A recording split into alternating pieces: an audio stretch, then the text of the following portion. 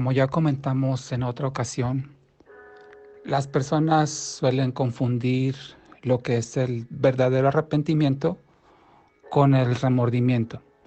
Y el principal problema de esta confusión es que el verdadero arrepentimiento lleva a ser perdonado para salvación, pero el remordimiento solo conduce a la condenación porque no se alcanza el perdón de Dios con el remordimiento. Así que esta confusión puede resultar mortal si alguien se cree a sí mismo perdonado cuando puede ser que no lo sea porque solo sintió remordimiento y no el verdadero arrepentimiento que espera Dios para que nos perdone. Así es que en esta ocasión quiero mostrarte las características de lo que no es el arrepentimiento verdadero, o podríamos llamarle las características del remordimiento. Número 1, no es solamente un cambio de mentalidad. El verdadero arrepentimiento no es solo un cambio de mentalidad. Por ejemplo, un alcohólico puede dejar su vicio porque le está haciendo daño en su salud o por el perjuicio que ha causado a los demás. Sin embargo, si esa es su motivación de dejar el alcoholismo, continuará siendo un pecador no perdonado, porque dejó su vicio solo por motivos personales y no porque ofendió a Dios. Podríamos decir entonces que será un abstemio no perdonado. Él será perdonado solo si siente tristeza por su pecado según la voluntad de Dios y si está consciente que ha ofendido a Dios y si se arrepiente de corazón. Esta verdad aplica no solo para quienes tienen problemas con el alcohol, sino para cualquier otro tipo de pecado. No es solo un cambio de mentalidad, no es solo dejar de hacer algo, sino es mostrarse verdaderamente arrepentido por la tristeza que es según Dios. Y esto me lleva al segundo punto. No es solamente estar triste por los pecados. El verdadero arrepentimiento no es solo estar triste.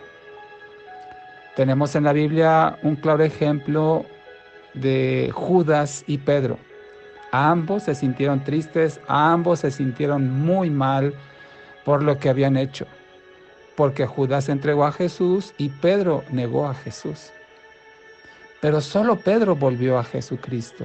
Solo él fue al Señor en cuanto tuvo oportunidad para buscar su perdón, porque estaba verdaderamente arrepentido. En cambio, Judas no buscó a Jesucristo y se ahorcó, porque Judas lo único que sentía era remordimiento. La única tristeza por el pecado que lleva al arrepentimiento verdadero es la que trae al pecador arrepentido a Dios para buscar ese perdón. En este sentido, como lo dice la segunda carta a los Corintios 7:10, dice que hay tristeza que es según Dios, que lleva al arrepentimiento para salvación, pero también hay tristeza del mundo que degenera en muerte. Entonces, en este sentido, la tristeza que lleva al arrepentimiento para salvación es una tristeza buena. Parece contradictorio decir que hay tristeza que es buena.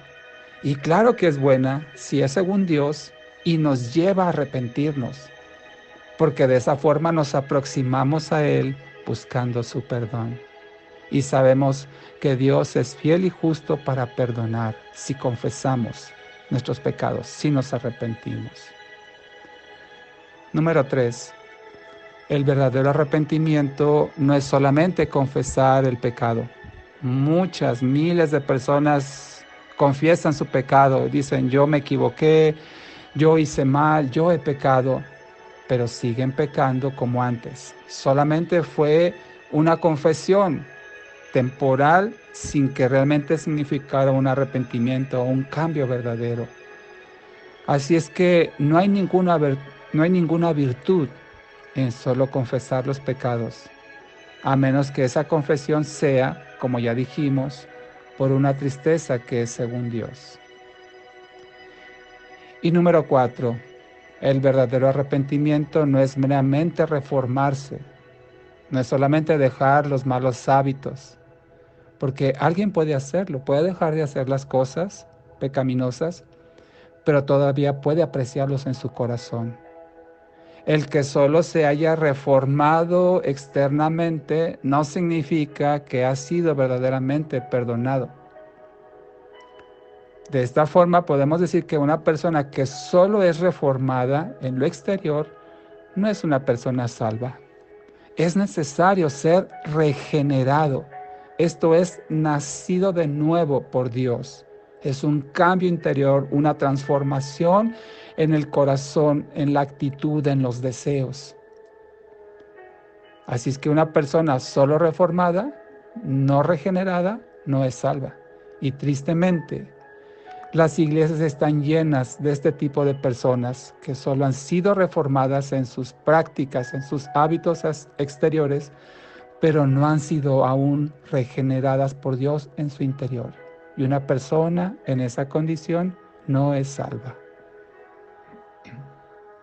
Pueden tener un buen comportamiento externo, pero en su corazón todavía acarician el pecado y todavía lo siguen disfrutando en su mente. Por otra parte, una persona que siente el arrepentimiento verdadero no se va a preocupar de lo que piensan los demás, sino que se preocupa principalmente de lo que piensa Dios sobre su pecado.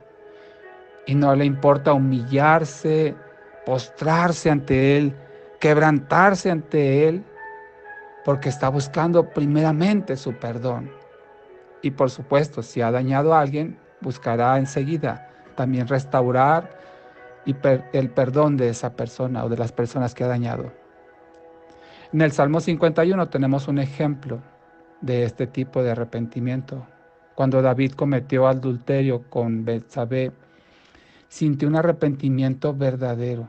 En el versículo 4 dice: contra ti solo he pecado y he hecho lo malo delante de tus ojos, de manera que eres justo cuando hablas y sin reproche cuando juzgas. Es decir, David asumió completamente la responsabilidad de su pecado, porque amó a Dios y así pudo cambiar genuinamente. No se preocupó David por perder su trono, por dañar su imagen delante de las personas, no le importó el qué dirán. A él lo único que le importaba era haber ofendido a Dios y buscar el perdón de Dios en su vida. Este es un buen ejemplo a seguir del verdadero arrepentimiento. Así es que cada vez que vayamos a Dios por algún pecado cometido, hagámoslo de acuerdo con los principios bíblicos, para que no sea solo por remordimiento que buscamos a Dios, sino que sea el arrepentimiento verdadero, según la Biblia, y de esta manera seamos realmente perdonados. Tengamos cuidado de ello. Oremos al Señor. Amado Padre Celestial, alabamos tu precioso nombre, Señor. Gracias, Padre, porque a través de este estudio, Señor, nos estás discipulando, nos estás adiestrando, Señor, y afinando, Señor, nuestros sentidos para poder distinguir el verdadero arrepentimiento que conduce al perdón y a la salvación, y distinguirlo del solo remordimiento que nos lleva a condenación. Padre, haznos sensibles, Señor, al dolor que causamos cuando pecamos, primeramente a ti, Señor, y a los demás, si hay otras personas involucradas. Y ayúdanos, Padre, exhórtanos, Señor, convéncenos, Padre, para que vayamos a ti con un corazón contrito y humillado, el cual tú no desprecias, y podamos, Padre, suplicar el perdón al demostrar el arrepentimiento verdadero. Gracias te damos también por la tristeza que es según tú, Señor, porque esta nos lleva, Padre, a ser perdonados. Gracias, amado Dios, por todo esto, Señor, que tú nos provees para estar reconciliados contigo constantemente. Lo pedimos, Padre, todo esto en el nombre de Jesús. Amén.